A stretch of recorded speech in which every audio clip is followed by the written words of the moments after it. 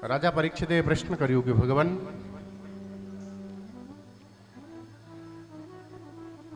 જેનું જીવન માત્ર 7 જ દિવસનું છે, એને શું સાંભળવું જોઈએ, કોનું સ્મરણ કરવું જોઈએ, કોનું ભજન કરવું જોઈએ, કોનું જપ કરવું જોઈએ?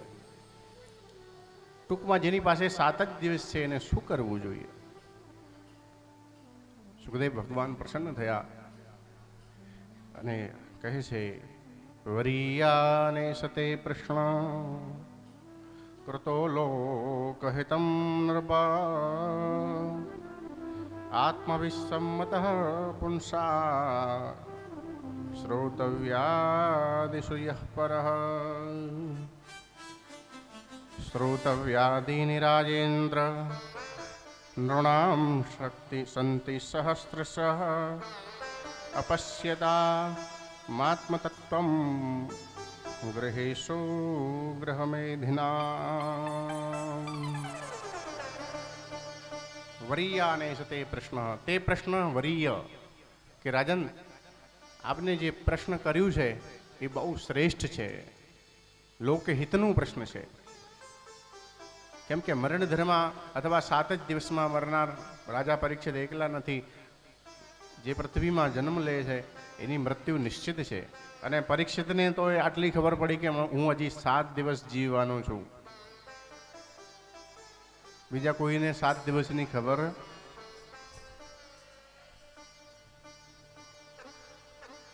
સુખદેવ ભગવાન કહે છે કે એટલે આ તમારું પ્રશ્ન શ્રેષ્ઠ છે. જેવું પ્રશ્ન પૂછ્યું હોય એ પ્રશ્ન પ્રમાણે ઉત્તર આપવામાં આવ્યું હોય તો એ જ પ્રશ્ન પ્રમાણે આપણે એ ઉત્તરની કલ્પના તો કરી શકીએ કે ના, આ પ્રશ્ન કેવું હતું, એ પ્રશ્નનું મહત્વ શું છે, મહિમા શું છે. સુખદેવ ભગવાન કહે છે કે રાજન, આમ તો લોકોને સાંભળવા માટે, કહેવા માટે શાસ્ત્રોમાં ઘણી બધી વાતો કહેલી છે, પણ મનુષ્યને ઘર પરિવારથી, સંસારથી, સ્ત્રી પુત્રાદિથી, આ બધુંથી ફુરસદ મળતી જેમ તેમ કરીને 100 વર્ષનું આયુષ્ય નક્કી કરેલું છે. આમાંથી છે તો નહીં જ 80 વર્ષ જેવું સમજીએ, પણ આપણે 100ની ગણતરી રાખીએ તો રાત ઊંઘવામાં ગઈ એટલે કે 100ના અડધા એકદમ પડી ગયા. બોલો રાધે રાધે. 50 વર્ષ ગયા, ક્યાં ગયા? સોવામાં ગયા ને, ઊંઘવામાં જતા રહ્યા ને 50 વર્ષ. તો અડધી જિંદગી એમની એમ જતી રહી, ખબર ના પડી. અને બપોરે ઊંઘ આવતી હોય કે મને ઊંઘવા દો, કે છોકરા હેરાન ના કરતા, કે ઉઠાડતા નહીં હો હમણાં 4 વાગ્યા પહેલા. એ તો વધારાની એડવાન્સ ડ્યુટી. નાનપણમાં બાળપણની જે 10-15 વર્ષ છે એ રમવામાં એમની એમ જતી રહે, અને વૃદ્ધાવસ્થાની 10-15 વર્ષ છે એ આપણે હિસાબમાં રાખવા જેવી જ નથી. કેમ કે એ ટાઈમે કદાચ વિચારીએ કે જબ તબ ભજન કંઈ કરી લઈએ તો થતું. અને જવાનીની 15-20 વર્ષ જે બચે છે એમાં જેવું જ મનુષ્ય ગ્રસ્તમાં પ્રવેશ કરે છે, ઘરવાળી કહે છે કે આજે કંઈ મેકઅપ બોક્સ ઓછું દેખાય, કે લાલો 2-5 હજાર આપો. છોકરાઓ કહે છે કે આ ફીસ ભરવાની છે, કે એડમિશન મળતું જ નથી, કે 1.5 લાખ રૂપિયા વર્ષના ભરો, કે આજે ગેસની બાટલી કે ખાલી પડી ગઈ છે, લેતા આવજો બપોરે ગમે ત્યાંથી. આજે કોઈ સગા સંબંધીમાં ક્યાંય પ્રસંગ છે ત્યાં જવું છે, ક્યાંય બીજા દિવસે ક્યાંક કોઈનું મરણ થયું છે ત્યાં જવું છે. આ જ બધા પ્રપંચોમાં જિંદગી ક્યારે જતી રહે ખબર પડતી. जिंदगी जब तक रहेगी फुर्सत न होगी काम से, कुछ समय तो ऐसा निकालो कि प्रेम कर लो राम से. આપણે ભગવાન માટે સમય ગમે તેમ કરીને કાઢી લેવું જોઈએ. મળતું તો નથી જ સાહેબ, આ તો હું જાણું છું. આપણે એવું કહીએ કે સમય મળશે ત્યારે કરીશું, સમય મળશે ત્યારે કરીશું, નહીં મળતું સમય. અને આ સંસારના પ્રાણીઓ તો કેવા છે, અંધ પરંપરા જેવા છે.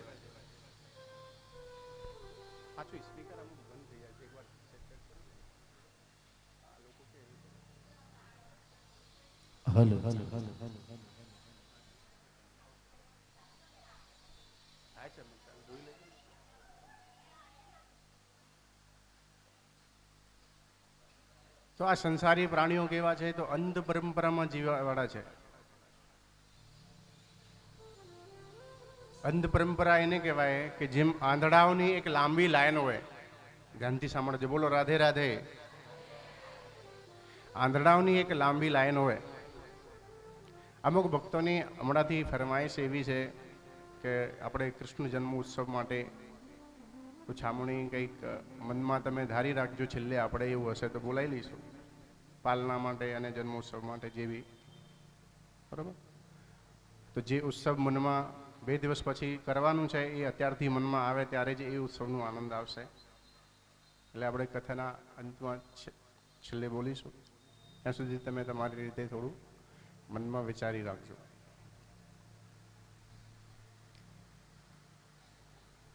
તો આ સંસાર જગત અંધ પરંપરા જેવું ચાલે છે. આંધળાઓની એક લાંબી લાઈન હતી. એ લાઈનમાં સૌથી આગળ જે ચાલતો હતો એ એક ખાડામાં પડ્યું. અવાજ બી થઈ ધડામ. તો બીજા બધા ઊભા રહ્યા અને પૂછ્યું કે શું થયું ભાઈ, કંઈ ખતરો છે કે શું છે? પહેલાં એવું વિચાર્યું કે હું તો પડી જ ગયો, હવે બીજા બધાને મારે કહેવાની ક્યાં જરૂર છે? કે ના, બધું સારું છે, કે વાંધો નહીં, આવો. બીજો આવ્યો, એ થયો ધડામ.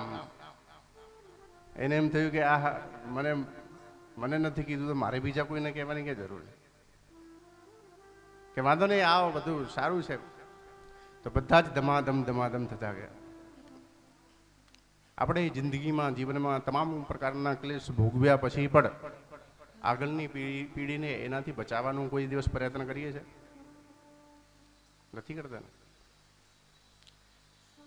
આ સંસારમાં મનુષ્ય જન્મ ભગવદ ભક્તિ માટે, જપ તપ કરવા માટે જ મળ્યું છે. સુખદેવ ભગવાન રાજા પરીક્ષિતને સાધનાની વિધિ બતાવે છે. સૌથી પહેલાં તમારે ભગવાનનું ગોવિંદનું ભજન કરવું જોઈએ. તો એના માટે શું કરવાનું? આપણે ભજન કરવું છે તો થોડું તો નિયમ કાંઈક રાખવું પડે છે. આસન શુદ્ધિ, મન શુદ્ધિ. જ્યાં સુધી મન ના હોય ત્યાં સુધી ભજન થાય. આપણું મન કેમ નથી લાગતું તો એનું પણ એક નિરાકરણ છે. એને આપણે મનને પણ સંયમમાં કરી શકીએ, આપણા હાથમાં મુઠ્ઠીમાં લઈ શકીએ, એનું પણ વિધિ છે. કથા આમ આવી રીતે તમે સાંભળશો તો આ 9 દિવસમાં પણ પૂરી થવાની. બોલો, આવી સ્પીડમાં જ આવી રીતે જ સાંભળવી છે કે થોડી સ્પીડ આપણે 80થી ઉપર જઈએ? આટલી સ્પીડ બરોબર ચાલે છે તો 9 દિવસમાં પૂરી નહીં થાય. હો, પછી એમ ના કહેતા કે મહારાજ તમે પહેલી કથા તો કે કાપી નાખી. મહારાજ આ કથા તો સાંભળવાની બહુ ઈચ્છા હતી મારે. કે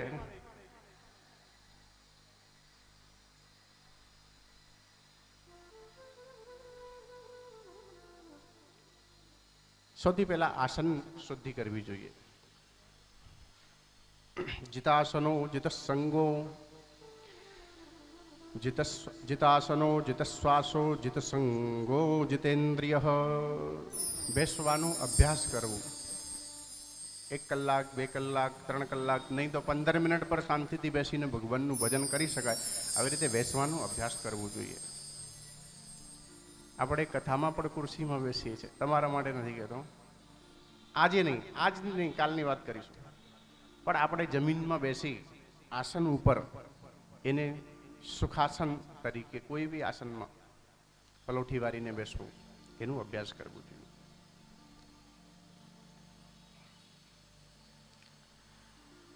જિતાસનો જિતશ્વાસો. આપણે મન છે એ શ્વાસના અધીન છે. મનમાં ક્રોધ આવે તો શ્વાસ એકદમ ઓટોમેટિક ગરમ થઈ જાય છે. એટલે મનનું સીધું કનેક્શન શ્વાસ સાથે છે અને એને સંયમમાં કરી શકે પ્રાણાયામના બલથી. પ્રાણાયામો પરમ બલમ. હમણાં કોરોના કાળ ચાલતું હતું ત્યારે બધા જ આલોમ વિલોમ કરવા મળ્યા. પણ આલોમ વિલોમ આખું પ્રાણાયામ નથી. ખૂબ જ ધ્યાનથી સાંભળજો અને આજ પછી આપના પરિવાર, આપના આજુબાજુના રહેનાર સગા સંબંધીઓ, મિત્રો બધાને શીખવાડવા જેવી વસ્તુ છે. આપણી નાસિકા છિદ્ર છે, એનાથી શ્વાસ લેવાનું અને છોડવાનું થાય. બરાબર? મોઢું બંધ રાખી જમણા હાથના અંગૂઠાથી જમણી બાજુનું નાસિકા છિદ્ર બંધ કરી ડાબી બાજુથી ધીરે ધીરે શ્વાસ લેવાની. નાભિ સ્થાનમાં બ્રહ્માજીનું ધ્યાન ધરવાનું. જે પીતાંબરધારી છે બ્રહ્માજી, ચતુર્મુખવાળા છે, 4 હાથવાળા છે, એવા બ્રહ્માજીનું ધ્યાન નાભિમાં કરવાનું. શ્વાસ લેતા લેતા તમે દ્વાદશાક્ષર મંત્ર બોલી શકો છો, અને જે અધિકારી છે એ ગાયત્રી મંત્ર બોલી શકે છે. ગાયત્રી મંત્રના જેના અધિકાર છે એ લોકો, અથવા ગાયત્રી મંત્ર જેવું જ ફળ આપનાર એવો દ્વાદશાક્ષર મંત્ર છે, ઓમ નમો ભગવતે વાસુદેવાય. આ મંત્ર બોલીને આપણે કરી શકાય. ક્યારે કોઈ શાસ્ત્ર વિરુદ્ધ જીદ કરવી કે ના અમે ગાયત્રી મંત્ર બોલીશું, એનાથી તમને લાભ નહીં મળે, હાનિ જ થવાની છે. એટલે જેને અધિકાર ના હોય એને જપવાની કોઈ જરૂર નથી.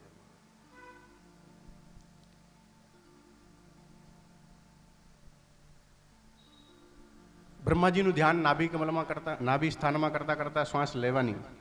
આ ક્રિયા ઓછામાં ઓછી 15 સેકન્ડ, પ્રારંભમાં 10 સેકન્ડ રાખો તો બી ચાલશે, પણ 20 સેકન્ડ સુધીની છે. એટલે 1 મિનિટમાં એક પ્રાણાયામ થાય એવી રીતે કરવાનું. પછી બંને નાસિકા છિદ્ર બંધ કરી હૃદય સ્થળમાં ભગવાન નારાયણનું ધ્યાન કરી રાખવાનું. જે ચતુર્ભુજ સ્વરૂપ છે, નીલાંબરધારી છે, નીલા વસ્ત્ર જેને ધારણ કરેલા છે, શંખ ચક્ર ગદા પદ્મ વનમાલા એના ઢીંચણ સુધી લટકાયેલી એવા સ્વરૂપનું ભગવાનનું હૃદયમાં ધ્યાન કરવાનું. પછી જમણી બાજુથી ડાબી બાજુનું નાસિકા છિદ્ર બંધ રાખી અને જમણી બાજુથી ધીરે ધીરે છોડવાની શ્વાસ. અને મસ્તિષ્કમાં ભગવાન શિવ જે ઊભા નથી, બેઠેલા છે, બ્રહ્માજી ઊભા છે, ભગવાન નારાયણ ઊભા છે, અને મસ્તિષ્કમાં શિવજીનું ધ્યાન કરવાનું, જે બેઠેલા છે અને શ્વેત વસ્ત્રધારી છે, એવા ભગવાન શિવનું ધ્યાન કરવાનું. ધ્યાન કરતા કરતા થોડું એ પણ ધ્યાન રાખવાનું કે શ્વાસ લેતા સમયે બ્રહ્માજીનું હું ધ્યાન કરું છું તો મારા શરીરનું એક નૂતન નવીન નિર્માણ થાય છે. ભગવાન નારાયણનું ધ્યાન કરતા કરતા કે મારા શરીરનું એક સારું પોષણ મને મળે છે, મારું શરીર કંઈક અલૌકિકતાને પ્રાપ્ત કરે છે, અનુભવ કરે છે. અને ભગવાન શિવનું ધ્યાન કરતા કરતા એવું વિચાર કરવાનું કે મારા શરીરમાં અમુક અશુભ તત્વો છે, દુર્ગુણ ભરેલા છે, મારી બુદ્ધિમાં, વિચારમાં, શરીરમાં, એ બધા બહાર જાય છે. શ્વાસની ક્રિયા એકદમ ધીરે, બિલકુલ શ્વાસની અવાજ વિના થવી જોઈએ, અને બહુ એવું નહીં, એવી રીતે નહીં, એકદમ ખબર બી ના પડે એવી રીતે શ્વાસ લેવાની, રાખવાની અને છોડવાની ક્રિયા. એનાથી આપણું મન કાયદેસર સંયમમાં થશે થશે અને થશે. અઠવાડિયામાં થોડું અસર દેખાય, 15 દિવસમાં વધારે, અને 1-2 મહિનામાં તો મન નિયંત્રણમાં રહેશે આપણામાં. ચિત્ત સંગો, ત્રીજા નંબરમાં ભગવાનનું ભજન કરવું હોય તો આપણે સંગ જીતવું પડે. એટલે ગમે તેનું સંગ કરાય. સંત સંગ અપવર્ગ કર, કામી ભવ કર પંથ. સાધુ પુરુષોનું સંગ કરવું જોઈએ, જેનાથી ભગવત ભક્તિની પ્રાપ્તિ થાય, ભગવાનની ગુણોની મહિમા સાંભળવા મળે, જોવા મળે, કંઈક આપણને ઉત્સવમાં સંબલિત થવાનો અવસર પ્રાપ્ત થાય. વિષયી પુરુષોનો સંગ કરવાથી આપણને ભવમાં જ આ લોકો પાડશે, ભવરોગની જ વ્યાધિ લગાડશે. એટલે સજ્જન પુરુષોની સંગતિ કરવી, કાં તો અસંગ રહેવું, એકલો રહેવું સારું, પણ કોઈની બી સંગતિ કરવી હોય તો ભક્તોની, ભગવત રસિકોની, સંતજનોની, સાધુ પુરુષોની સંગતિ કરવી. આપ બધા ભગવત ભક્ત છો, કદાચ ના હોય તો 3-3 કલાક આ 9 દિવસ સુધી કથા સાંભળવા ના આવો. એટલે એવું ના વિચારતા કે મારે આ બાજુમાં બેઠી છે એની જોડે હવે ભાઈબંધી રાખવી. આપ બધા ભક્ત જ છો, ભગવાનના લાડીલા ભક્ત છો, ભગવાનને પ્રેમ કરો છો, એટલે જ ભગવાનની કથા સાંભળો છો આટલા પ્રેમ.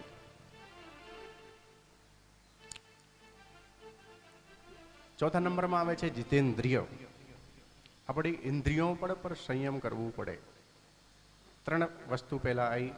જીતાસન એટલે કે બેસવાનો અભ્યાસ, જીતશ્વાસ એટલે પ્રાણાયામની ક્રિયા, જીતસંગ એટલે કે સત્પુરુષોનું સંગ, કોઈ બી દુર્જન દુષ્ટ દુરાચારીનું ક્યારેય સંગ કરાય. અને ચોથા નંબરમાં જીતેન્દ્રિય, આપણી ઇન્દ્રિયો પર સંયમ રાખવું પડે, તો જ ભગવાનનું ભજન કરી શકાય. ભજન કરવાનું ટાઈમ થયું હોય અને આપણને મનમાં એવું થાય કે પેલા પાણીપુરી વાળો હમણાં જતો રહેશે તો પેલા ખાઈ લઉં ત્યાં જઈને, તો ભજનમાં બી અને પાણીપુરી તો એમની તો છે જ નહીં. કંઈ ફિલ્મ જોવા જવું છે તો ભજનમાં મન લાગે, કથા સાંભળી શકાય, કોઈ વસ્તુ ખાવા પીવા જોવાનું, કંઈ બી કરવાનું. ઇન્દ્રિયો ઉપર સંયમ રાખવો. આપણે શું કરવું જોઈએ એ જ કરવાનું. મન શું માંગે છે, ઇન્દ્રિયો શું માંગે છે એ બધું કરવાનું. ત્યારે જ આપણે ભગવત ભક્તિ કરી શકાય. ભગવાનનું ધ્યાન કેવું કરવું, તો હમણાં ધ્યાનનું વર્ણન આપણે સાંભળેલું છે. તો એ આપણે શંખ ચક્ર ગદા પદ્મધારી છે એવા ભગવાન નારાયણનું સ્મરણ કરીએ. બાલકૃષ્ણ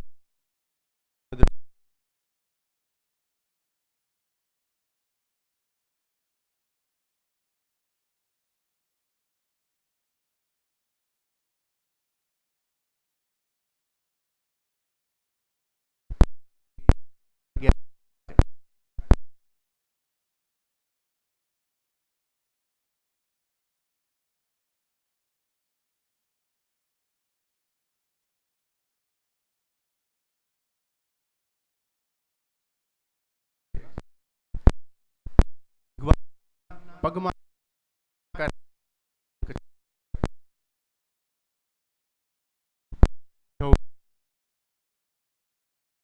આ બધું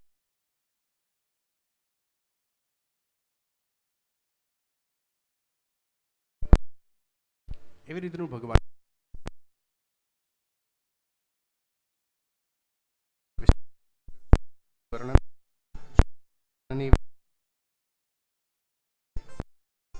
વસ્તુ જોઈતી હોય એ પ્રમાણે જ એ દેવની ઉપાસના કરાય. યાંત દેવ વ્રતા દેવાન પિતૃન યાંતે પિતૃ ભૂતાને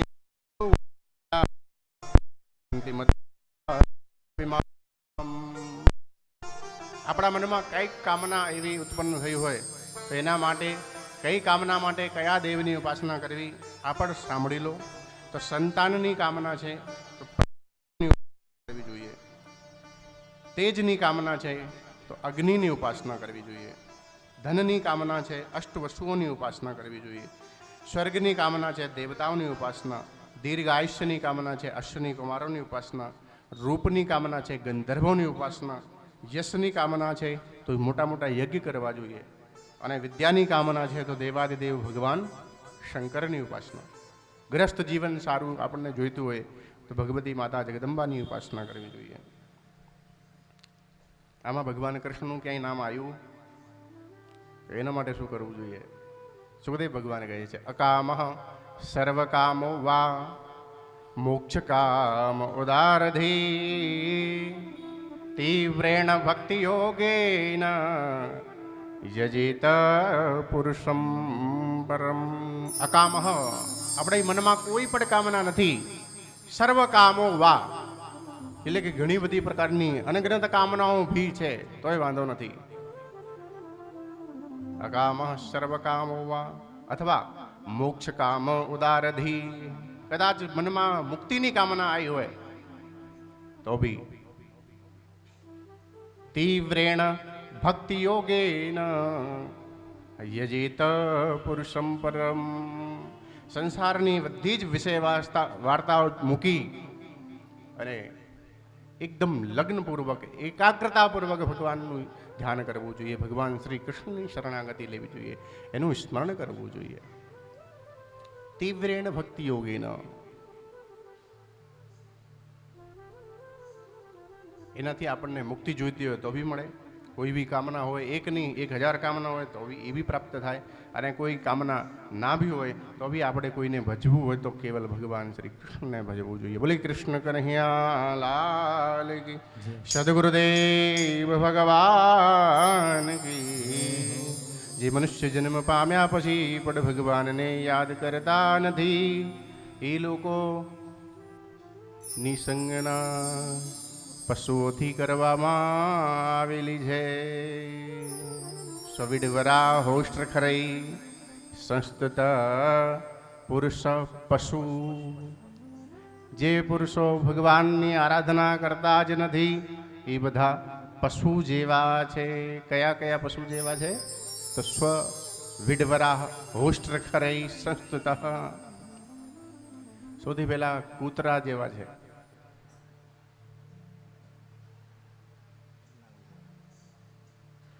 ઘરમાં કોઈ પૂછનાર નથી, કોઈ હાલચાલ કોઈ છોકરાઓ સાંભળતા જ નથી, સુનતા જ નથી, તો એ એક એવી અવસ્થા કે જેમાં કોઈ આપણને કશું માનતા જ નથી. એ અવસ્થામાં પણ જીવ મનુષ્ય ભગવાનને યાદ નથી કરતા, તો એ મનુષ્ય કૂતરા જેવા છે કે સાહેબ કૂતરાને કોઈ દર નથી છતાં એ ભગવાનને બી યાદ નથી કરતો. વિડવરાહ બીજા નંબરમાં લોકો આ સંસારમાં ધર્મના આચરણ મૂકી અને અધર્મપૂર્વક ગમે તેવું ગમે ત્યાંથી લેવાની ઈચ્છા એવી રાખતા હોય, ગમે તેને પડાવી લેવાની એવી ભાવના રાખીને દોડતા હોય, એ લોકો વિડવરાહ એટલે કે ગ્રામીણ શુકર જેવા છે, ભૂંડ જેવા છે કે ગમે તે ગંદુ સંદુ બધું ભક્ષણ કરી જાય. કોનું છે કેવું છે.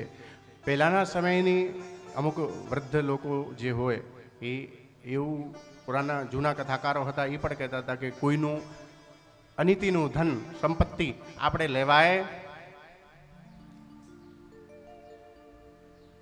આમાં ઘણી બધી પ્રકાર આવી જાય છે, પણ એનાથી આપણું જ નુકસાન છે. સંપત્તિ તો આપણને પ્રાપ્ત થાય, પણ એ આપણને નડવાની છે, આપણને સુખ આપવાની. એટલે એવી રીતે લોકો લે છે, તો એ કોણ કહેવાય? ભૂંડ. કોણ કહેવાય? ગ્રામીણ શુકર. ત્રીજા નંબરમાં છે હોસ્ટ્ર, ઊંટ. ઊંટની ઉપમા આપી કે જે લોકોને થોડું ધન મળે, થોડી વિદ્યા મળે, થોડું કંઈક પદ પ્રતિષ્ઠા મળ્યું હોય તો ભગવાન સામે પણ નમતા નથી, ભગવાનને ક્યારેય વંદન કરતા. મંદિરમાં જવામાં શરમ લાગે છે કે હું આટલો મોટો ભણેલો, આટલી મોટી ડિગ્રી મારી જોડે, આટલો બલશાલી હું, અરે હું મુખ્યમંત્રીના પ્રધાનમંત્રીના કે એવા પદ ઉપર હું પાર્ટી અધ્યક્ષ કે મારે મંદિરમાં જવામાં મને શરમ લાગે છે. એ લોકો ઊંટ જેવા છે. થોડી પદ પ્રતિષ્ઠા મળી અને ભગવાનને ભૂલી જાય છે, સાધુ સંતોને ભૂલી જાય છે, માતા પિતા સામે નમવામાં જેની શરમ આવતી હોય એ બધા જ ઊંટ જેવા છે. કેવા છે? પ્રાતકાલ ઉઠકે રઘુનાથા, માત પિતા ગુરુના વહી માથા. ભગવાન રામચરિત્ર, રામજીનું ચરિત્ર જોવા જઈએ તો એ પ્રાતઃકાલ ઊભા થઈ પોતાના માતા પિતા અને ગુરુના ચરણમાં વંદન કરે છે. અત્યારના છોકરાઓને કહીએ તો માતા પિતાને જે વર્ષે કદાચ એકાદ દિવસે ફેસબુકમાં મૂકતા હોય કે આજે મધર્સ ડે છે સાહેબ, કે ફાધર્સ ડે છે,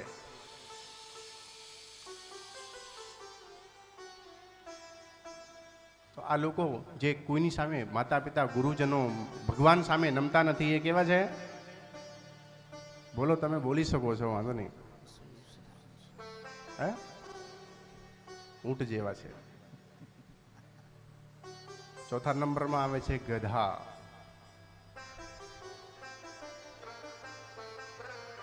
આખી જિંદગી ઘર ગૃહસ્થીના બોજા ઢોવામાં જ લાગેલા છે, પણ તો ભી ભગવાનની યાદ આવતી. જિંદગીભર ભાર ઉપાડ્યું, પણ તોય ભગવાનને કોઈ દિવસ યાદ ના કરે. એ લોકો ગધેડા જેવા છે. બોલો રાધે રાધે. ભિલેવતોરુક્રમ વિક્રમાન્યે ન શૃણવતઃ કર્ણપુટે નરસ્ય જિહ્વા સતી દાદુરિકેવ સૂત ન ચોપગાયત્યરુગાય ગાથા.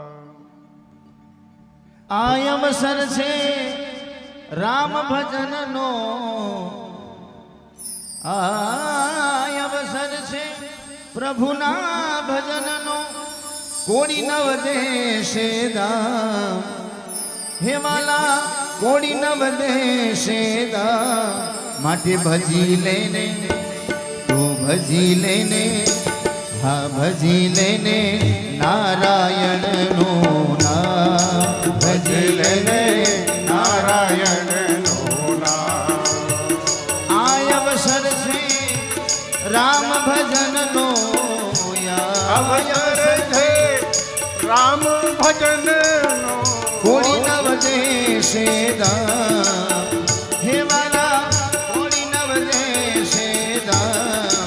ભજી લે નારાયણનો નામ ભજી લે નારાયણનો નામ.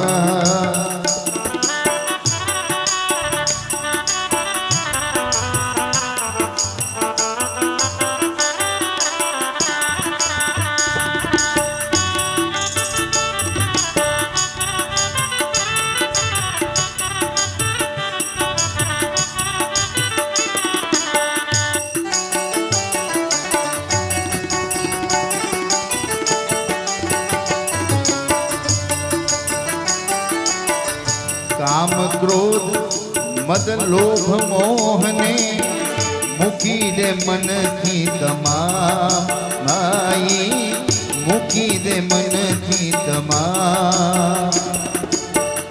કામ ક્રોધ મદ લોભ મોહને મૂકી દે મનથી તમામ માઈ મૂકી દે મનથી તમામ. માત પિતા સુત બાંધવ તારા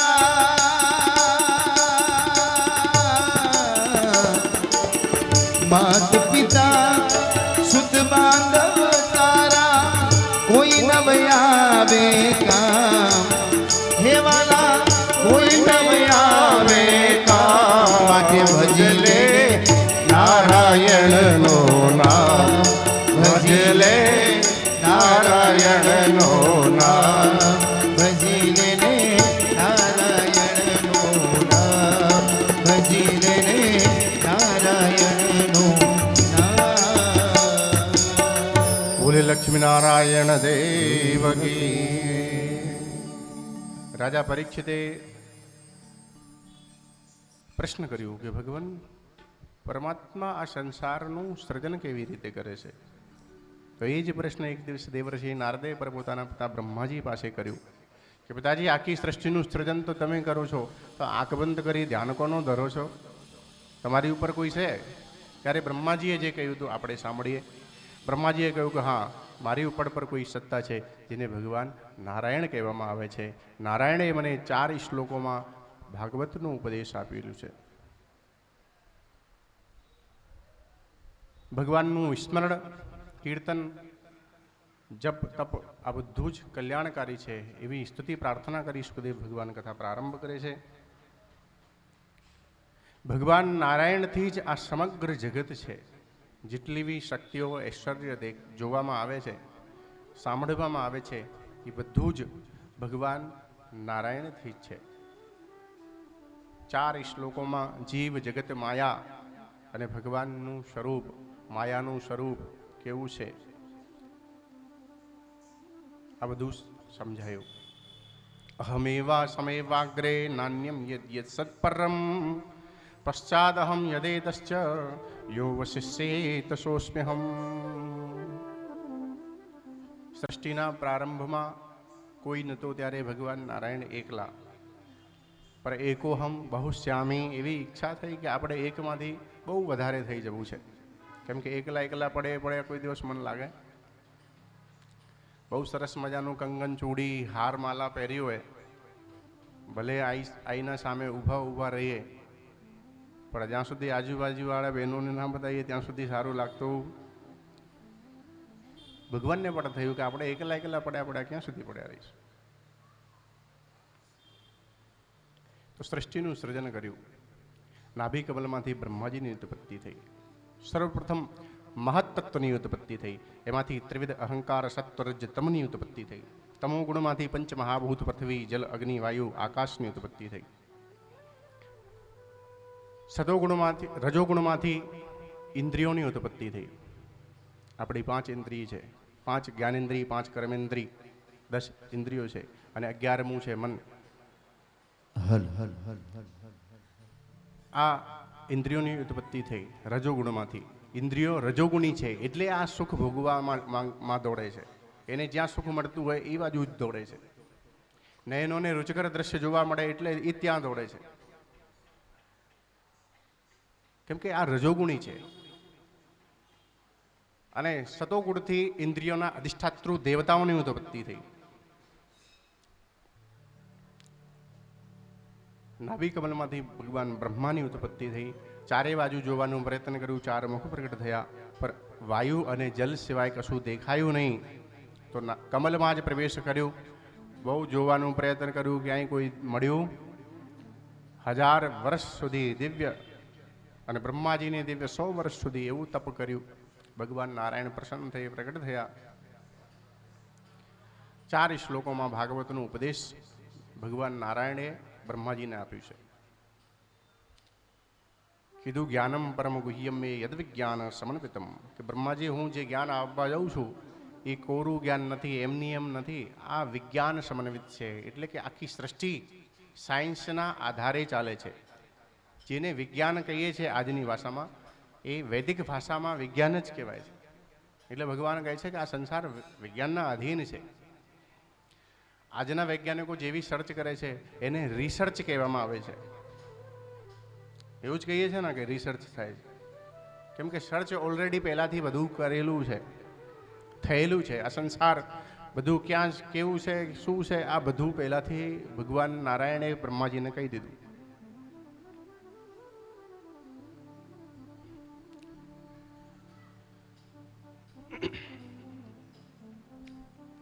ભગવાન કહે છે કે આ જગત જ્યારે નહોતો બ્રહ્માજી ત્યારે હું એકલો જ હતો, અને સૃષ્ટિ જ્યાં છે આ બધા જ સૃષ્ટિના સ્વરૂપમાં પણ હું છું, અને ક્યારેક જ્યારે કોઈ ના રહેશે ત્યારે બી પણ હું છું.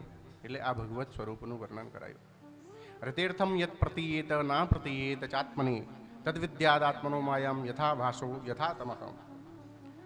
વાસ્તવિક વસ્તુ પરમાત્માને છોડી જેટલું બી સંસારમાં દેખાય છે આ બધી જ ભગવાનની માયા છે. આપણે આમ જોવા જઈએ કે ભગવાન ક્યાં છે, તો કેવલ સદ છે એ જ પરમાત્મા છે. બાકી જેટલું બી અસત સંસાર છે એ ભગવાનની માયા છે. યથા મહાંતે ભૂતાની ભૂતે સુચ્ચા વચેસ્વનું પ્રવિષ્ટાન્ય પ્રવિષ્ટાની તથા તેસુ ન તેસ્વહમ. જીવનું જન્મ કેવી રીતે થાય છે, તો આપણે એવું લાગે છે કે કોઈ બાળક જન્મ્યું. કેવી રીતે?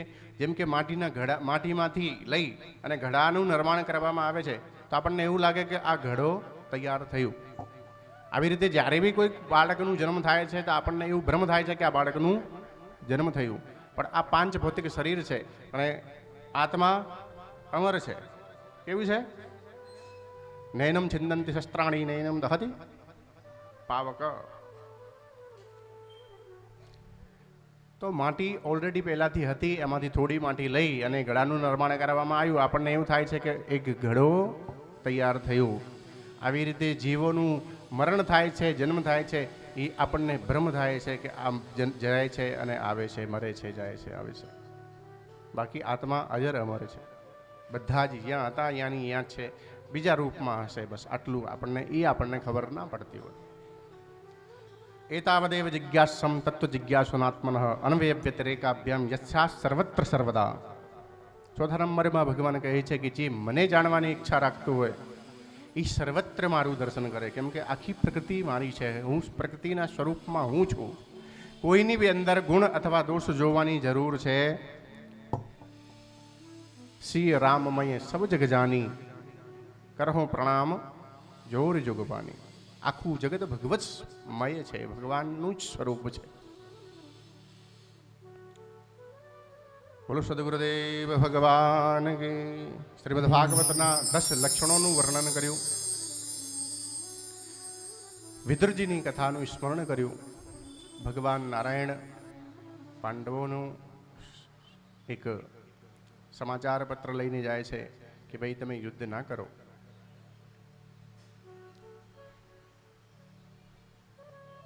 પણ દુર્યોધને કીધું કે સૂચ્યગ્રમ નૈવ દાસ્યામી વિના યુદ્ધેન કેશવ.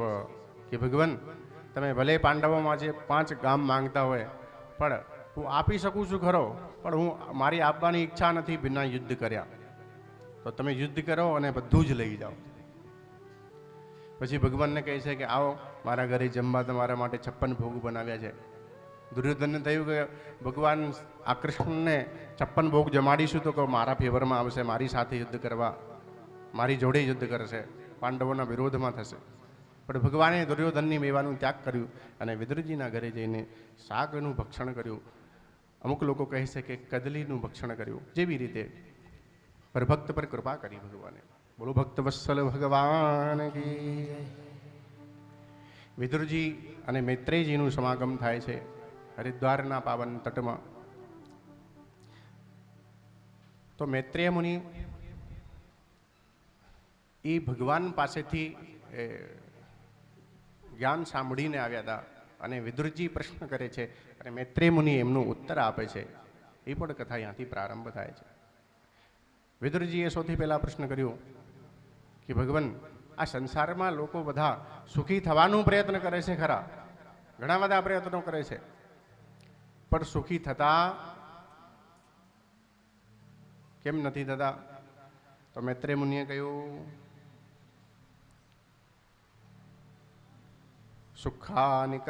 સુખાય કર્માણિ કરોતિ લોકો નતે સુખમ વાન્યતુ પારમં વા. કે સુખી થવા માટે લોકો અનંત પ્રયાસ કરે છે, પ્રયત્નો કરે છે, છતાંય સુખી થતા નથી. એનું શું કારણ છે? મૈત્રેય મુનિ કહે છે, કોઈ તન દુખી, કોઈ મન દુખી, કોઈ ધન વિન રહત ઉદાસ, और थोड़े थोड़े सब दुखी, सुखी राम के दास. કે ભગવાનની શરણાગતિ સિવાય જીવને સુખ મળતું નથી. બોલો વૃંદાવન બિહારી લાલ કી. આગળની સૃષ્ટિ રચના કેવી રીતે આગળ વધી? તો બ્રહ્માજીએ સર્વપ્રથમ 4 માનસ પુત્રોને જન્મ આપ્યો. એને સનક સનંદન સનાતન એવું કહેવાય. એ બ્રહ્માજીની માનસિક સૃષ્ટિ છે. એક વાર પ્રેમથી બોલો, રાધે રાધે. કાલની જેમ કથા બરાબર સમજાય છે? સ્પીકરમાં અવાજ ક્લિયર આવે છે? બધા ધ્યાનથી સાંભળો છો? રાધે રાધે. બ્રહ્માજીએ માનસ સૃષ્ટિ કરી. સૌથી પહેલા 4 કુમારોનું સર્જન કર્યું. સનક સનંદન સનાતન સનત કુમાર.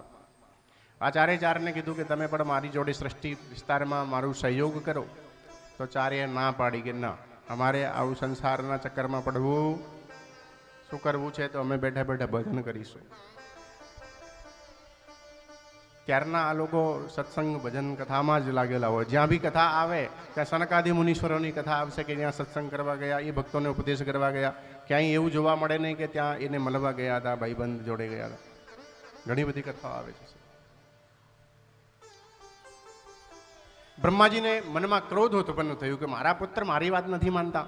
તો એ જ ક્રોધ ભ્રગુટીના માધ્યમથી રુદ્ર રૂપમાં પ્રગટ થયા. બોલે શંકર ભગવાન કી જય. ભોળાનાથને કહેવામાં આવ્યું કે પ્રભુ આપ મારી જોડે સૃષ્ટિ વિસ્તારમાં મારો સહયોગ કરો. તો ભગવાન શિવની સૃષ્ટિ ભૂત પ્રેત પિશાચ સર્પ ભિક્ષુ આ બધી ભગવાન ભોળાનાથે સૃષ્ટિ કરી. એવી સૃષ્ટિ કે જે આખી સૃષ્ટિને જ ગ્રસવા દોડે. અલમ પ્રજાભિભક્ષામી. બ્રહ્માજીએ હાથ જોડી લીધા કે ભગવાન આપ રહેવા દો, હું જાતે કંઈક કરીશું. ભોળાનાથે પૂછ્યું કે તો હું શું કરું? બોલે તપ આતિષ્ઠ ભદ્રમ તે સર્વભૂત સુખાવહ. કે ભગવાન આપ બેઠા બેઠા તપ કરો. શા માટે? બોલે સર્વભૂત સુખાવહ, જગત કલ્યાણ માટે આપ તપ કરો. એટલે ભગવાન ભોળાનાથ તપસ્યામાં સદૈવ લીન રહે છે. ભગવત ધ્યાનમાં ચિંતનમાં સદૈવ લીન રહે છે. બોલી ચંદનેશ્વર મહાદેવ કી જય. મારું પણ પરમ સૌભાગ્ય છે.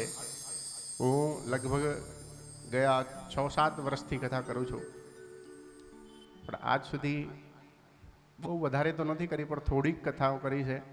અને જ્યારે બી કથામાં કરી છે ત્યારે ભગવાન ભોળાનાથના સાનિધ્યમાં જ કરી છે. આ મારું પણ સૌભાગ્ય છે.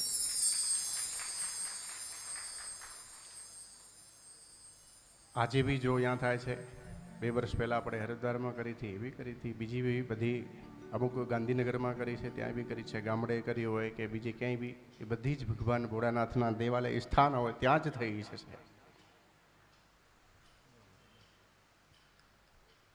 તો ભગવાન ભોળાશંકર છે એ તપ કરે છે અને લોક કલ્યાણ માટે તપ કરે છે. આગળની સૃષ્ટિમાં 10 માનસ પુત્રોને જન્મ આપ્યો બ્રહ્માજીએ. ભૃગુ, વશિષ્ઠ,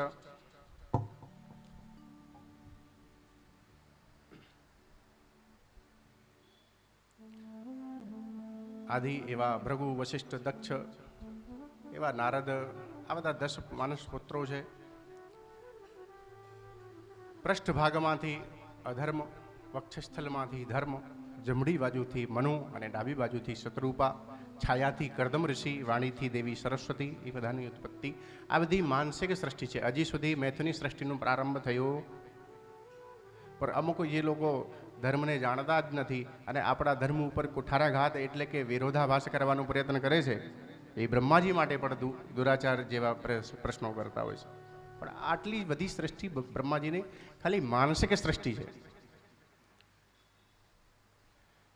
મનુ શત્રુપા થયા પછી આગળની જે સૃષ્ટિ થઈ એ મૈથુની સૃષ્ટિ છે. મનુ શત્રુપા 2 સ્ત્રી અને પુરુષ રૂપમાં પ્રકટ થયા છે. એના ઘરે 5 સંતાન થઈ.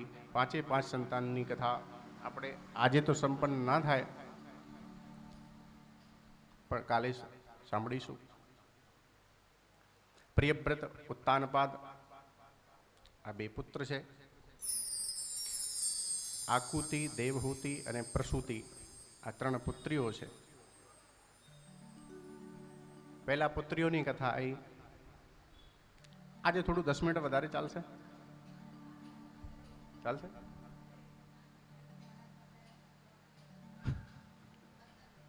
બોલો રાધે રાધે. કેમ કે આ કથા ગમે એટલી શોર્ટ કરવા જઈએ પણ થોડું સમય ઓછું જ રહી જાય છે. તો દેવહૂતિનું પ્રસંગ આપણે સંક્ષિપ્તમાં સાંભળીએ, પછી કથાને વિરામ આપીએ. 5 મિનિટ એક સાંભળી લઈએ. માતા દેવહૂતિનું લગ્ન થયું કરદમ ઋષિ સાથે, અને આ ગ્રસ્ત જીવનની કથા છે કે આપણું ગ્રસ્ત જીવન સારું ક્યારે કહેવાય.